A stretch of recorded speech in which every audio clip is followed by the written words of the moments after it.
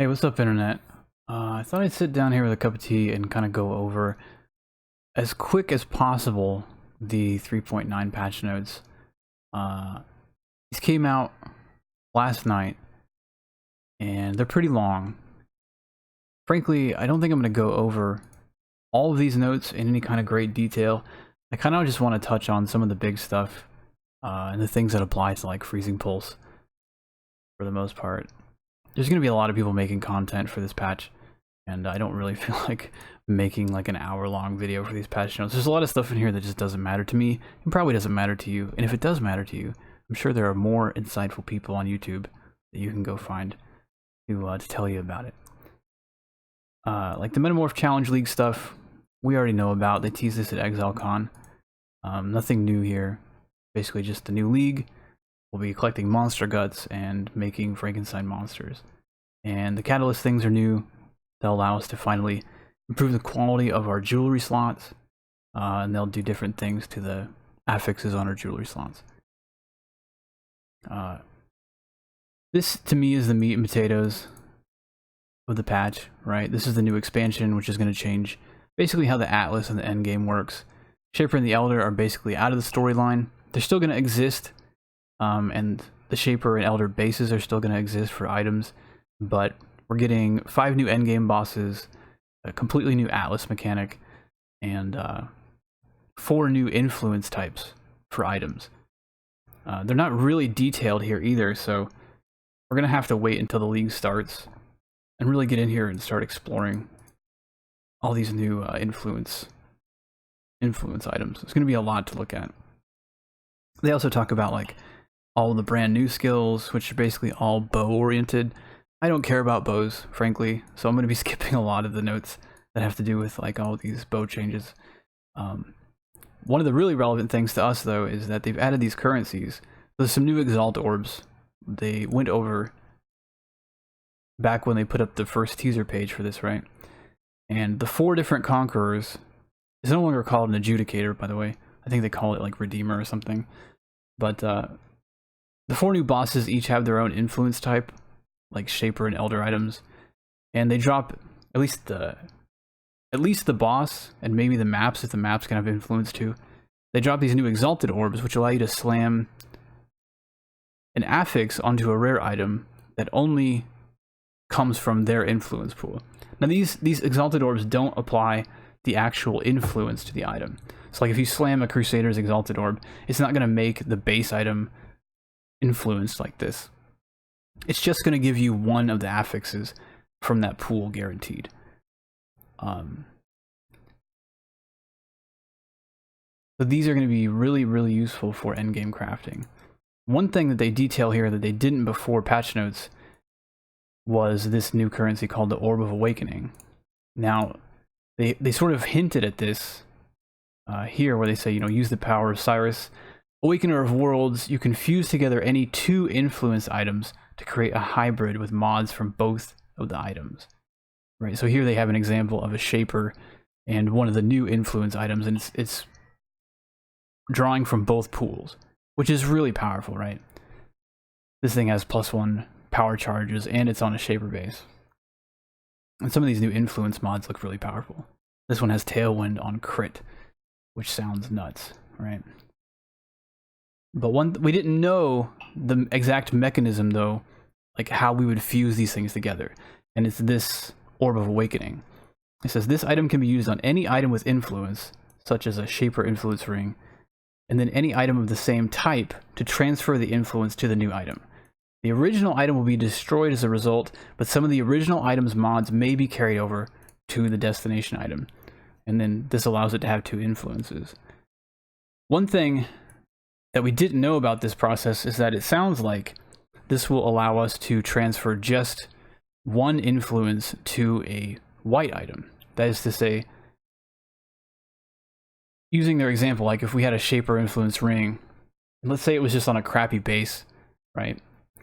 And then you find like a really high item level opal ring or something. Well, using this, you should be able to take the Shaper influence and put it on the white opal ring. So this way you can kind of you have a lot more control over getting influence onto the bases you want, instead of having to fish for really good item bases with influence. Obviously, it's a little bit less value. It would take basically twice as many of these orbs to first get the first influence type onto the base, and then use another one to fuse it with another influence type.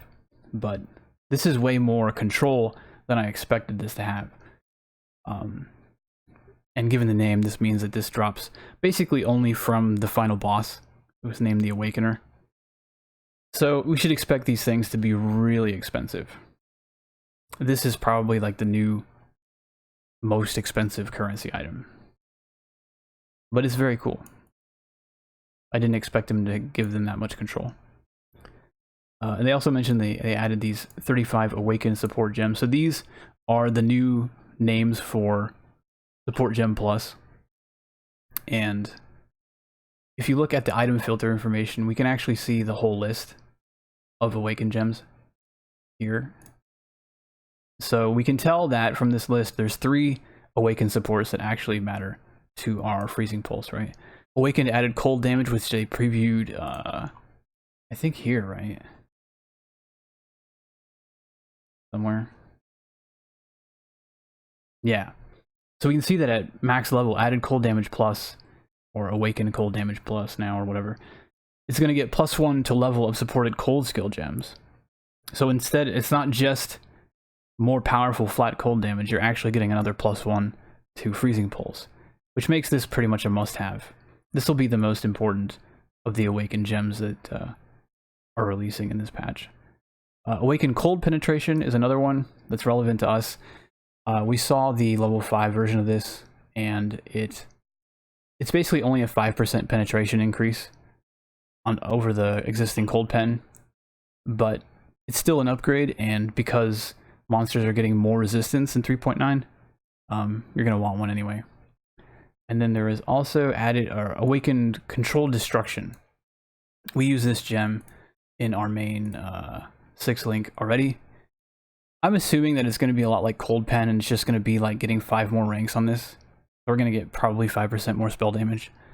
Maybe it's more powerful than that, but I'm not expecting that. It's probably just going to be this and Cold Pen being... Okay. Apparently somebody followed my stream when I'm not online. Alright. But those two are just going to probably be 5% upgrades, and then we'll get much more value out of added cold damage support. There's also going to be this Awakened Spell Cascade, which, while not like a direct damage increase because we use Ancestral Bond, we're probably really going to want this on Frostbomb, because it's going to add 2 more fields. Like normally Spell Cascade puts the spell in front and behind where you target. The Awakened version is also going to put it to the left and to the right. So we attach that to Frostbomb, it's going to hit basically the whole screen. We would also ideally have it on our Curse probably, but more important to have it on Frostbomb first. And it maybe wind up being really expensive, so if we have to choose one, we'll probably want it on Frostbomb. Some minor changes here. You can now add item filters directly to your account on the website. This isn't up yet, as far as I can tell, but it'll be nice to have your item filters sort of travel with your account. One thing that's not mentioned here that I saw on Twitter was that apparently we're going to be able to like subscribe to filters, which means like in theory we can subscribe to say Never Syncs filter, and then whenever he updates Never Syncs base filter, the next time you launch the game, it'll check what you're subscribed to and just pull down the latest versions of that item filter, so we won't have to like manually update the filters anymore, which would be super cool. Lion Eye's Watch you can upgrade in town. They mentioned that at ExileCon. One really nice thing is that Freezing Pulse is getting the visual update. We saw this at ExileCon 2 in the PoE 2 demo, and it's getting added in this patch. Hopefully they're also adding the freeze. Like the freeze animation itself was new in the PoE 2 demo, and I'm hoping that that comes over too, because it was really nice. Most of this other stuff doesn't really matter. Here they go over the Atlas changes again. They've previewed this stuff a lot And there's not really any new details to speak of. Basically, you know, we're going to start in the center of the atlas now and work out. And by default, there's only 50 maps on the atlas. Here, this is like a fully kitted out atlas and it has all the maps in it. But by default, there's only going to be 50, and they'll all be white tier. And then as you go through the quest line, killing conquerors and stuff, you will get watchstones that socket into these little watchtowers. And as you add watchstones to these things, it's going to upgrade all the maps within that region. Eventually, revealing more maps in the region and upgrading their tiers, basically. So you're going to have a lot of control over what tiers of maps you have access to. But it sounds like you won't really be able to target farm specific maps anymore either. Because you have to sort of level up the entire region all at once. They also mentioned that they removed cartographer seals entirely. So there's no way to like uncomplete a map and force it to not drop once it's completed. Which sounds pretty weird. Like, I don't know if that means you don't really need to base complete a map anymore. It's not really clear from the patch notes either, and I'm a little confused on how that works myself. We're just gonna have to see on Friday, I think. They also mentioned that the sextants are changed, and we knew about this, I think, from ExileCon, where instead of applying your sextants to maps, you're gonna apply the sextants to the watchstones, and then the sextant will apply to everything in the region. That also means that, like, you can apply your sextant to the watchstone, and if you run out of maps and you still have sextant charges, you can like pull this watchstone and move it somewhere else, and the sextant will still be applied. So you could like move your sextants around on the map, which is kind of nice. It makes sextants a little bit more flexible. They mentioned somewhere later in here that sextants no longer have like a tier restriction, so you can apply like white sextants to a watchstone and it'll still apply to red maps. But there's still 3 tiers of sextants that got renamed, and I don't know why. They don't really talk about that in the patch notes either. So I'm assuming that the higher tiers of sextants now either have more charges or have more modifiers or something. I'm not entirely clear. They mentioned that now Zana will start selling Shaper and Elder maps in her inventory once, like, as you progress your atlas. There's probably some sort of progression point where that unlocks, which is another way for us to get Shaper and Elder base items since they're not part of the storyline anymore. They mentioned there that they disable the Zana mods that allowed you to shape or Elder a map once, like for a chaos price. Those are just gone because now you have control over the map tiers on a whim, basically. And then they mentioned that unique maps are still part of this functionality. So like when you do reveal a unique map, it's going to be whatever the tier of the region is. So you will be able to run like tier 16 Poor Joys or tier 16 Cowards trials and stuff, assuming you upgrade the Watchstone for that region, which is kind of nice. Blight going core, we knew that. I don't think this changes much, right? They say that every Blight encounter will drop at least 1 oil or a blighted map. I mean, the truth is 90% of the time you're probably going to get clear oil. The nice thing is that for Freezing Pulse, at least, we're probably still going to be anointing something like Flash Freeze, which is like a red, blue, green oil, which is a lot easier to get our hands on those oils in a world where Cassia shows up a lot less. So that's nice. There's a few balance changes here, like Fortify's damage reduction. We don't really take Fortify in my build, but it's multiplicative now. And it's worth mentioning that for some interactions that is a nerf, right? For people that were stacking a lot of like reduced damage taken and having Fortify just stack with that additively, so they were getting really close to like high 80-90+% reduced damage against certain things. There are a couple interactions where this is a buff, right? Like if you think about the interaction with less or like increased damage taken, like an aspect of Carnage, it's better for you to have Fortify multiply against this kind of debuff compared to just adding with it. Similarly to like the Abyssus helmet, which makes you take more fizz damage. It'll be to your benefit to have Fortify multiply against those modifiers. But in general, there's a lot of nerfs. Not serious ones. Most people aren't even going to notice this change, frankly. But it's not a strict nerf. And they also talk about the change to shock and chill calculations. I'm not going to dwell on this too much. This is covered in the manifesto. I'll link the manifesto in these patch notes in the description. The gist of this change is that shock and chill, when they go to check like how strong a chill or a shock is, it checks against like the target's maximum health and the percentage of their health you did with the hit, right? And now they've sort of unlinked that from max life, and they've assigned that to a specific stat that targets have called ailment threshold. And for the most part, it's not going to change things against like trash mobs, but this ailment threshold stat isn't going to scale up as fast as max life. So when you get into cases of endgame bosses and stuff where their max life is like crazy compared to trash mobs, the ailment threshold will be a lot lower. Combined with the fact that the minimum value of shock and chill is going up to 5% instead of 1%, we're going to be applying much higher shocks and chills to things that have a lot of life, like endgame bosses, which does benefit us, freezing pulse wise, a little bit. It's not really going to affect the freeze element of freezing pulse.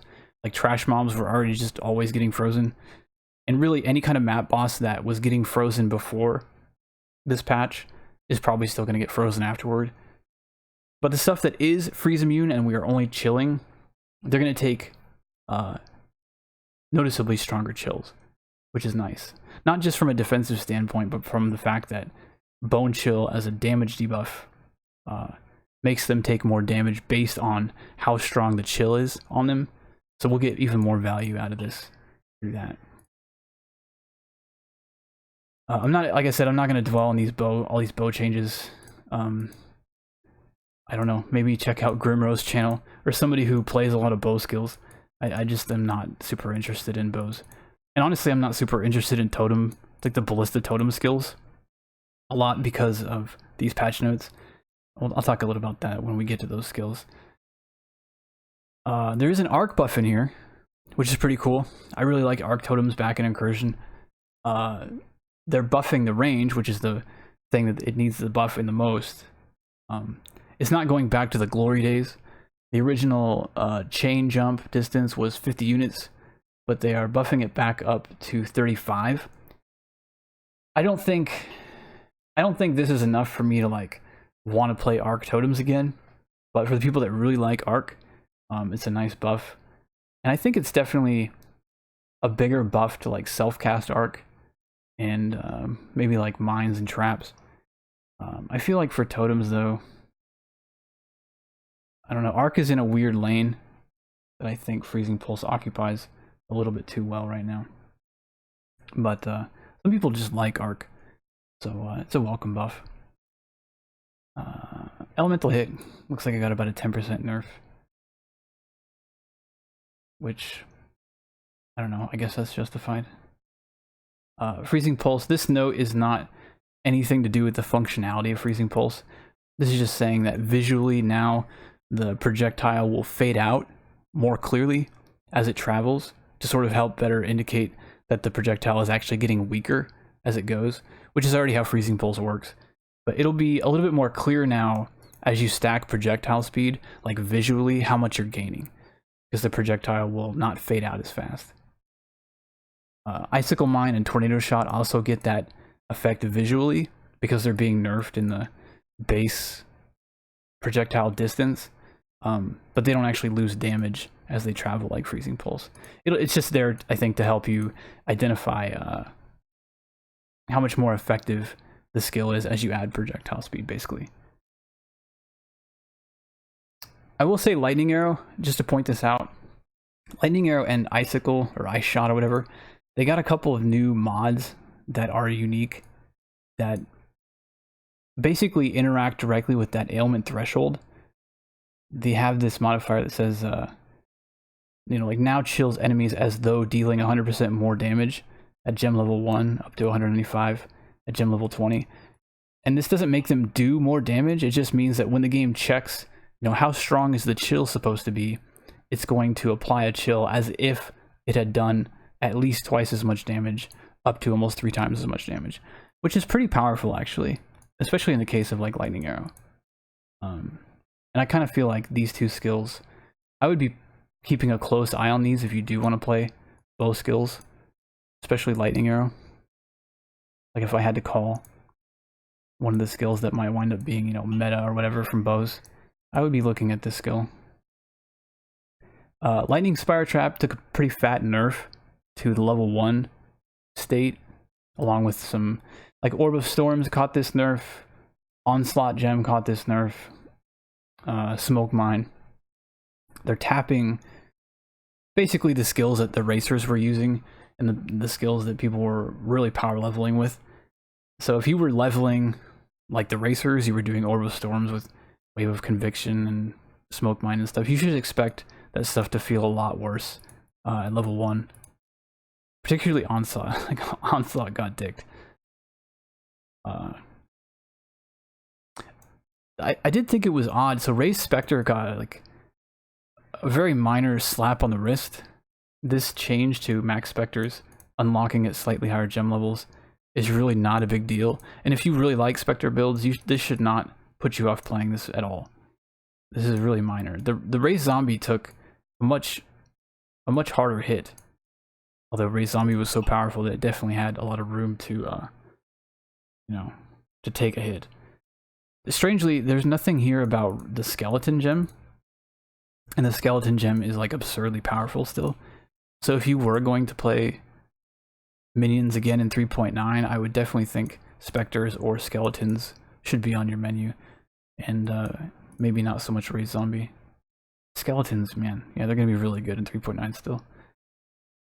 Scourge Arrow, we saw the nerf in the manifesto. This is basically just to make it less effective with elemental damage and trying to push it more towards being a poison skill. So here's Siege Ballista, right? And this is when, as soon as I saw this and the ranged attack totem support gem, I was like, ooh.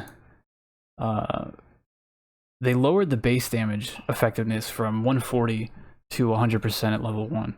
And it scales up to 145 instead of 170. So they're doing this to offset the fact that all these Ballista totems now have a base of 3 totems instead of 1. But this is a pretty fat nerf to its base damage. And I'm pretty sure Siege Ballista, like all the others, has a 50% less attack speed penalty. So it's basically like, it starts out at just regular base damage, and then also has 50% less attack speed. And this honestly sounds like it's faring better than ranged attack totem support, like the regular Ballista support. I don't know. This just sounds like the scaling on these is going to be really tough to swallow to me. We'll have to see. They're being very careful to not over buff these, because they want the playstyle to be about having a lot of ballistas. I think you can get something like 5 or 6 ballistas just from the gem and the passive skill tree. So I think they're really scared of having these things get out of control, but we'll have to see if somebody can prove me wrong on this stuff. The range attack totem support has 50% less damage at level 1. It only scales down to 41% less damage, and it still has 50% less attack speed. This means that even if you have, like if you just drop the 3 of them, it's like 89% damage effectiveness or something, which is awful. It's really not good. I mean, you would have to stack a bunch of extra ballistas on top of this to make it good. So as a pure totem build, I feel like these are looking a lot more suspect than I thought they would. We knew about mostly like the free, Feeding Frenzy support nerf was mentioned. Fortified change was already talked about. Lesser multiple projectiles got a nice little buff It's basically the penalty is reduced by 10%. Basically 10% more damage when you're using LMP, which is nice. Mirage Archer got nerfed. This gem feels like it needs a bigger nerf than this. This gem is basically just like choking out wands from even existing. And here's this fat onslaught support nerf, where the base duration goes down to 3 seconds at gem level 1, and you only have a 20% chance to trigger it now. And it scales it only back up to 6.8 all the way at level 20. So while you're leveling, the duration on this gem got absolutely dicked. Just unfortunate. All these passive tree changes don't affect us at all. This is actually the new tree. Pretty sure. Oh no, this isn't the new tree yet. I was using the PoE skill tree program for that, but literally nothing changes. The only changes are like down here. And so the only relevant note to us is flash freeze, getting a 10% chance to freeze. So this will help offset, when we take out increased crit strikes, this kind of helps offset the fact that, you know, crits were freezing enemies more often for us. But just with the base damage increase and the ailment threshold changes, and the fact that flash freeze, once we anoint that, gives us another 10% chance to freeze, we won't miss the loss of increased crit strikes at all, I think. Basically, no meaningful ascendancy changes in this patch at all. Just a tiny little movement speed nerf for minion increased movement speed. It's like whatever. The item balance change section here, for the most part, is just related to bows. Nothing important happened here. There's a lot of important stuff that happens here, though. Everything from here down. So this one doesn't really affect us, right? This is like the faster start of energy shield, recharge crafted modifier, which we weren't taking. It is the only nerf I saw to any of these crafted modifiers where they actually reduced the cost. Everything else just got nerfed if it got nerfed. But at least these are much cheaper now. They removed +1 to max number of curses on body armor as a crafted mod. This may mean that they're moving it into the influence pool, or it may just mean that they're getting rid of it. I don't know which. Same thing for damage of specific elements with an ailment. Chance on bows, just gone. I don't know if that's moving to like the hunter influence pool or if it's just being removed. Crafted modifiers just grant elemental or chaos res penetration on weapons. Basically got nerfed by like 40% or so. I wasn't using these, and I'm not sure how many people were, but it got nerfed pretty heavily. This is the big one, right? This is multi-mod getting nerfed hard. This was also in the manifesto, and frankly it feels pretty justified to me. I think multi-modding was choking out a lot of the opportunity for regular, like, high-end crafted mods to really matter. And especially like picking up and IDing items, or you know, using something you found in the temple, or like essence crafting. All that stuff was just kind of throttled out by the opportunity of multi-modding. So now, when you multi-mod an item, it can only have 3 crafted modifiers instead of however many it has room for. And the multi-mod itself counts as one of those. So when you multi-mod an item in 3.9, it's basically going to be you paying 2 exalts and 1 item affix slot for the opportunity to craft 2 more crafted affixes. And since normally you can already put 1 crafted affixes on anything, this crushes the value of multi-mod compared to how it's existed up to now. It's going to be something that you still want to consider for crafting endgame weapons, but you're going to need to find bases that have like 3 good mods on them, right? You're not just going to have to just isolate 1 good mod and then multi-mod everything else on there. You're going to need like 3 really good rolls. And it's going to make getting endgame items a lot trickier, but hopefully a little bit more interesting. And we'll see people using more rares that they actually just found and crafted something onto, instead of everybody using a multi-mod weapon. And they also have the value of like all the crafted modifiers that were like plus armor and plus life, where you could put them onto an armor piece that already had life. all those got cut in half. So less opportunity for us to gain some life on a crafted like helmet or something. Now we have a lot of changes to Shaper and Elder modifiers, and we'll just go over the ones that like actually matter for us. This one here matters not so much to Freezing Pulse, but it does matter for Holy Flame Totem. The Elder physical damage added as fire on amulets got cut down a little bit. It actually wasn't nerfed that much relative to a lot of these other nerfs, but it was something that you were chasing on an amulet. The Shaper double damage modifier on two-handed weapons got absolutely shit on. It used to be 20%, and it's now 4 to 6. So, I don't know, get fucked, I guess. They moved elemental penetration from a suffix to a prefix. I'm not entirely certain why they did that. It feels like prefixes are much more competitive on especially caster weapons that might want Elipen. And this just feels like one of the changes that they made to, I think they're trying to take some access to elemental penetration out. I do kind of agree that way too much Elipen got put into the game, especially when they separated out stuff like Frost Bomb and Wave of Conviction as that exposure that stacked with things like a curse, which in turn wound up really damaging the value of stuff like Inquisitor. You know, this inevitable judgment node aged like fucking milk, where crits ignore enemy monster resistance, which sounds awesome until they add so much elemental penetration to the game that not being able to use penetration is a big nerf. So I think they're just trying to sort of universally get some of the penetration out of the game, and then they're also increasing monster resistance by about 10%, especially at the high end of stuff. So expect to get less access to penetration overall.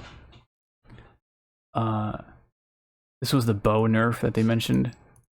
Added cold per dex is now.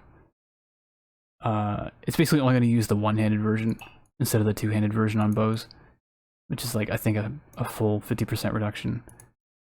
Increased maximum mana modifiers on helmets. Apparently got nerfed. I never actually used this one on helmets, but it didn't get nerfed that bad. It got the same nerf as like physical damage added as fire and stuff. They removed a couple, like here's another elemental penetration mod. They just removed it on amulets in the higher tier. It's just more penetration that they're trying to get out. This was pretty interesting though. The reduced reflected physical or elemental damage modifiers, when rolled on a body armor, will now roll 100%. So they also tripled the value of this stat when it appears on rings. So it seems like they don't mind the idea of you being able to spend a couple affixes to get 100% reduced reflected damage taken. If you really get annoyed at running reflect maps, it's going to be a lot easier to spend an affix to get rid of it. Non-chaos damage is extra chaos got cut by more than half on amulets. Elemental damage added as extra chaos on one-handed got cut by more than half. So both of these were things that you could use on Freezing Pulse, and they got mauled pretty hard. So I feel like, especially on the one-handed weapon slot, the +1 to all cold spell skill gems just got a lot more value relative to elemental damage added as extra chaos. You know, before, when you were first looking for like your first multi-mod base to get a good like starting endgame weapon, you were kind of weighing like, well, do I get a Shaper weapon that has, I can roll elemental damage as extra chaos, or do I just get a regular base that can roll +1 to all cold gems? And I think cold gems just kind of decidedly won that war with this nerf. We're probably just looking for base weapons that have +1 cold skills. And I would assume that this got nerfed enough that whatever new influence pool has some kind of modifier that applies to us casters, we would probably want that over a Shaper base. We'll have to see though. Recover mana on block modifiers. Got nerfed slightly. You can no longer roll higher tier of a chance to evade attacks on rings for some reason. The all elemental resistance modifiers on belts now roll higher, which is kind of nice, I guess. Especially when you consider that there is a, from the league mechanic, there is a catalyst that increases resistance modifiers. So this will actually get buffed again if you put that quality on your belt. They remove chance to maim support modifiers on two-handed maces. I don't know if maces were the only one that had it, or they're targeting maces for some particular reason. Added physical and chaos damage to spells and weapons. Got buffed pretty significantly, it looks like. Which I don't think we would make use of, but kind of a nice buff. The damage is taken from mana before life from lucent fossils is now a prefix. To be consistent with the shaper version of this modifier. So if you're fossil crafting for that on a chess piece, I guess,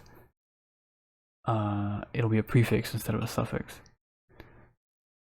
This one bums me out a little bit. The added maximum life and increased life modifier from pristine fossils can no longer roll. So when we rolled helmets, I wonder if there's one in this. Yeah, like this one had 3% increased maximum life, and the plus 96 to max life on this item was basically a combination of two, like a regular life roll, and then that 3% increased maximum life had more flat life on it. And unfortunately that suffix is just gone. Or I think it's a prefix actually. So rip that. We're going to lose a little bit of life from that when we're crafting with pristine fossils. LE penetration modifiers from fossils also got nerfed. Like I said, more elemental penetration that they're trying to rip out of the game because it got a little bit out of control. And again, another nerf from prismatic fossils.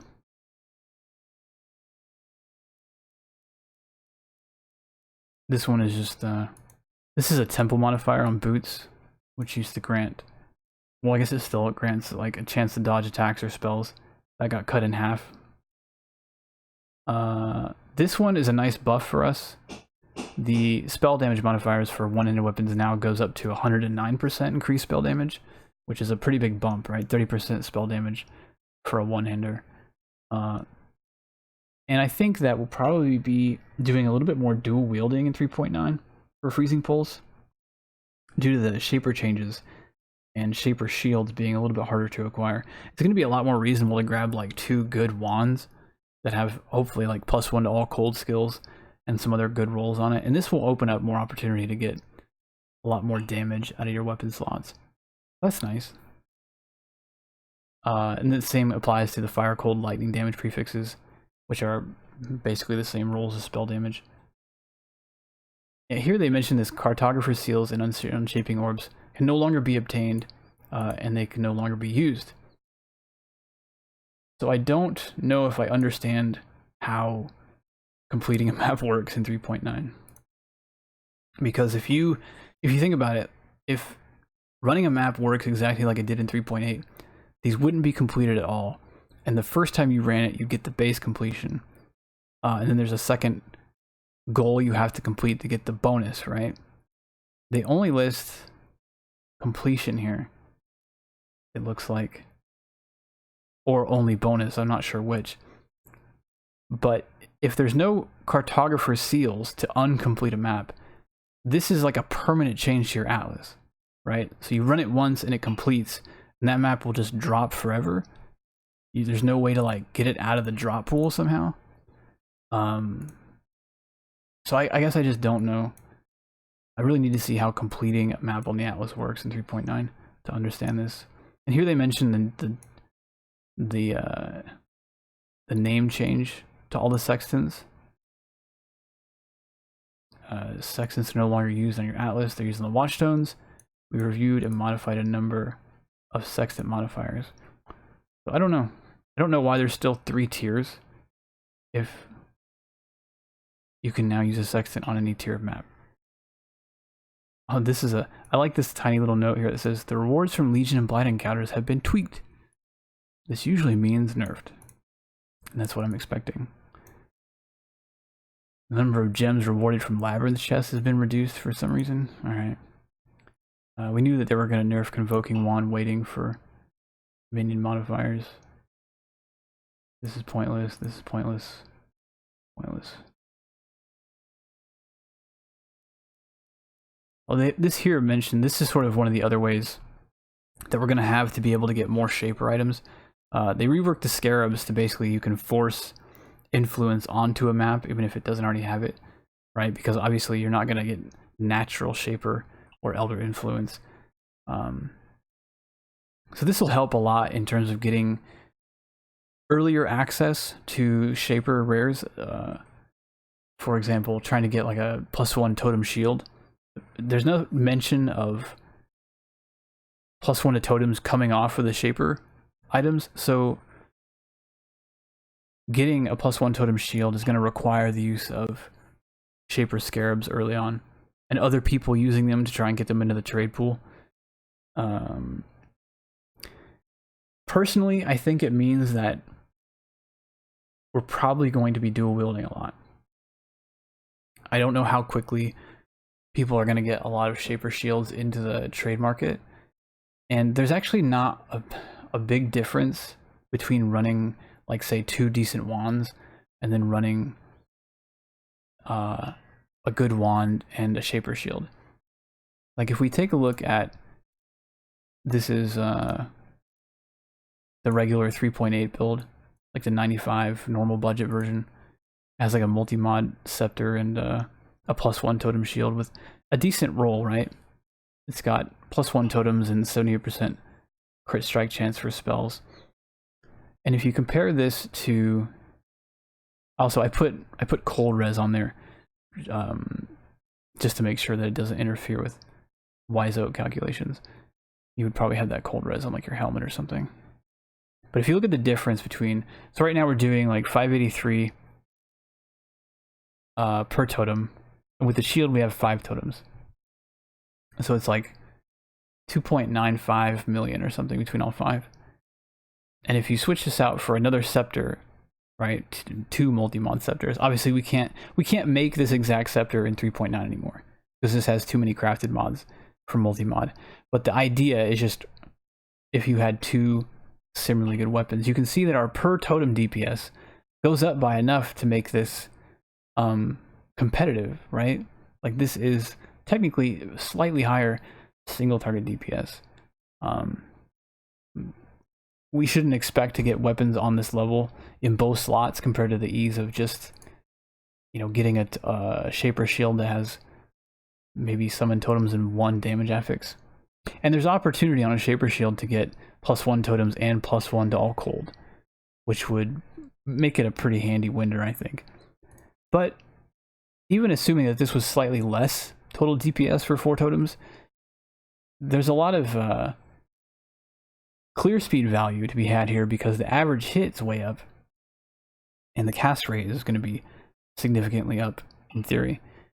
So when you're clearing a map, it's not like you're typically sitting down and dropping all 5 totems before you move on. You're typically just dropping 2, and as you kind of leapfrog through a map. And so having a much higher average hit is actually a good thing. You'll actually be seeing a clear speed increase from this kind of setup. So with shields, +1 totem shields anyway being harder to get, I have a feeling I'll probably be recommending people do a lot more dual wielding until they can get the At-Theory's reflection set up. I think all the unique item balance here is basically to do with bows for the most part, outside of this Namahu's Flame. Molten Burst skill deals 15% more damage, which is like the 2-handed axe. And I don't really care about any of this bow stuff. 2 new areas connected to the Epilogue Town. I guess this has something to do with the new storyline. Monster changes. There's not a lot of stuff listed here, but this is super important. Like, This part I think doesn't matter that much. Just saying that bosses throughout the campaign got more attacks. They attack faster, which is pretty relevant. So you have to watch out a little bit more when you're doing the campaign, and when you're in maps and stuff. Bosses should be a little bit quicker and a little bit harder to dodge. This change, they just sneak in here. If you're thinking about playing mines or traps, you should really be paying attention to this note. It says many bosses with lengthy introductions, such as the Brine King, now take reduced damage for a short period immediately after becoming targetable. And what this means is that for all you trap and mine boys who would stack a shitload of mines underneath the boss, and then as soon as the boss became active, you just blew him up. They just deleted that shit from the game. Like, that just doesn't work anymore. It doesn't even have to be very long. It can be like 1 second, 2 seconds maybe. But all your mines are going to detonate at the start of the fight while they have this giant reduced damage buff. And so they're trying to eliminate the whole insta-phasing with a shitload of mines at the start of an encounter. So rip.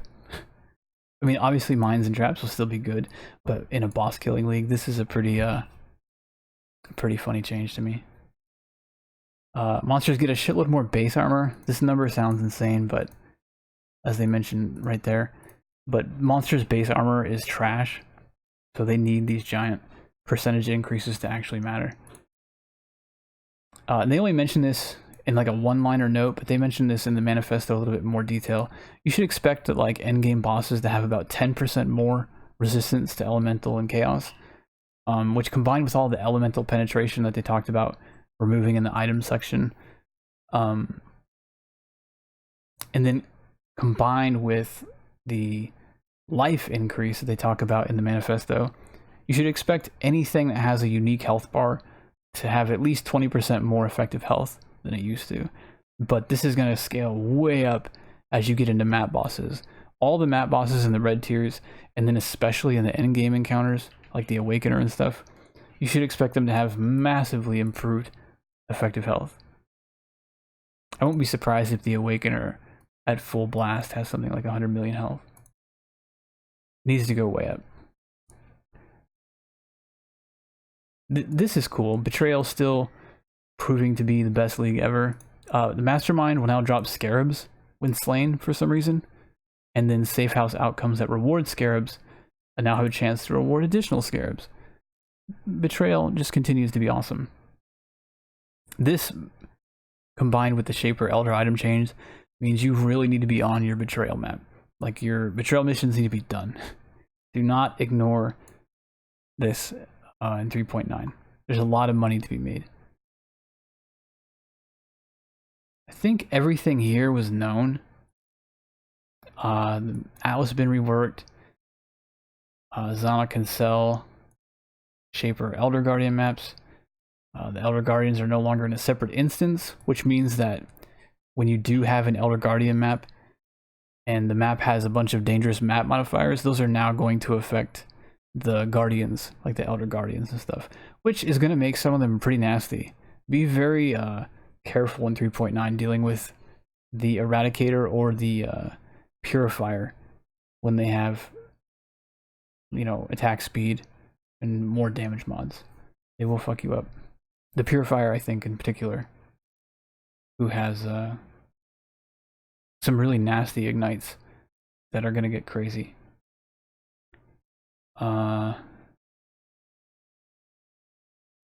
Anything important here? Oh yeah, this is really... all this stuff is pretty good.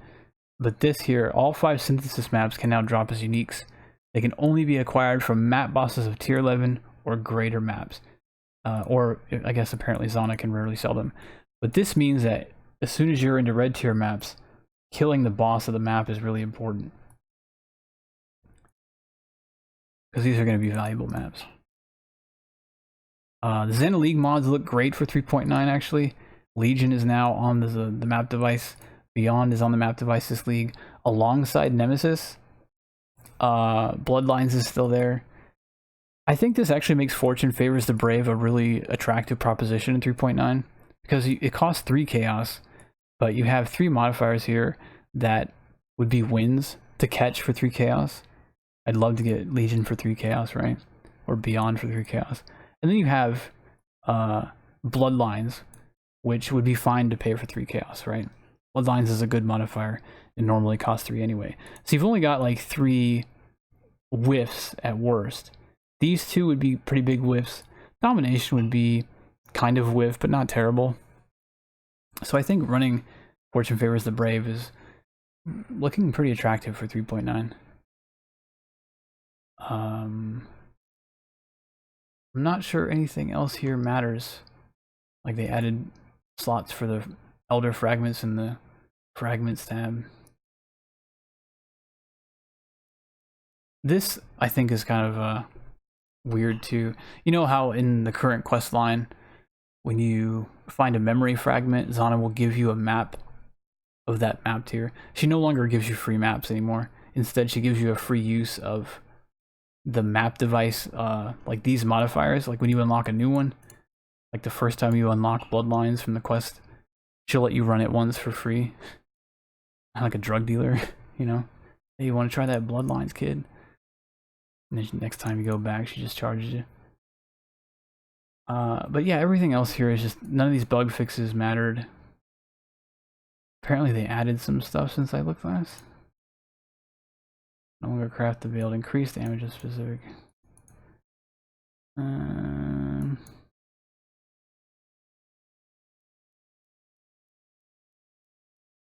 This is actually all new since I last looked. I guess bow users would probably care about that quite a lot. And that quite a lot.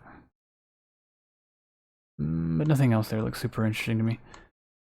So yeah, that's 3.9. There's actually a lot of stuff that we don't know.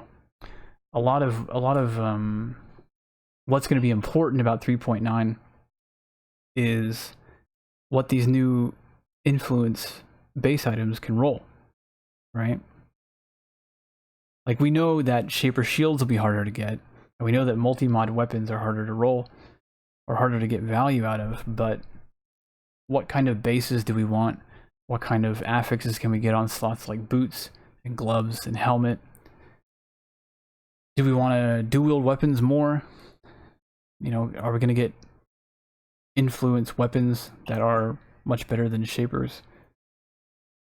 There's going to be, I think it was, let me see here.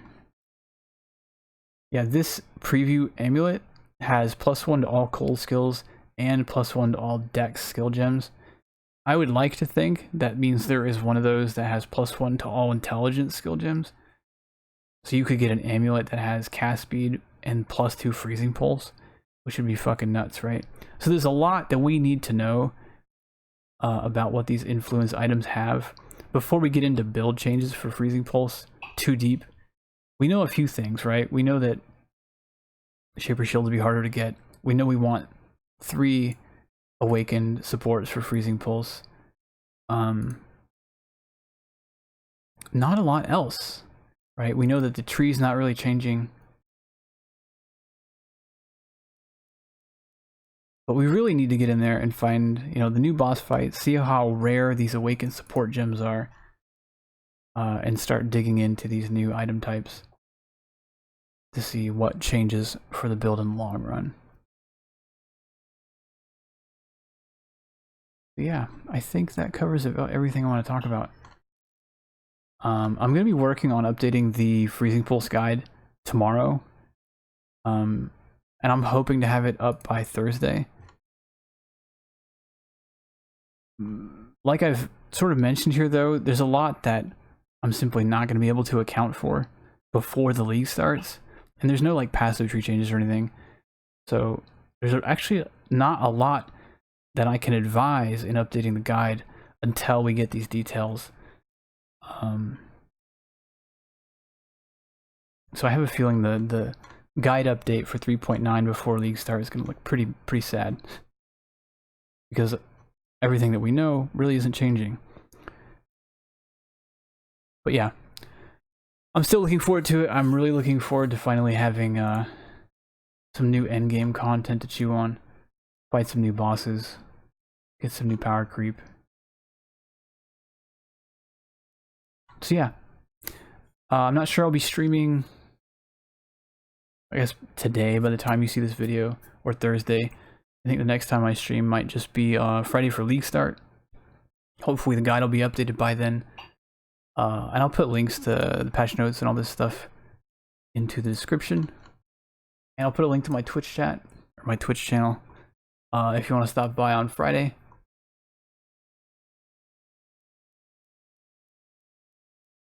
And that's about it. I'm pretty stoked, actually. Let's hope, you know, the league actually works. Anyway.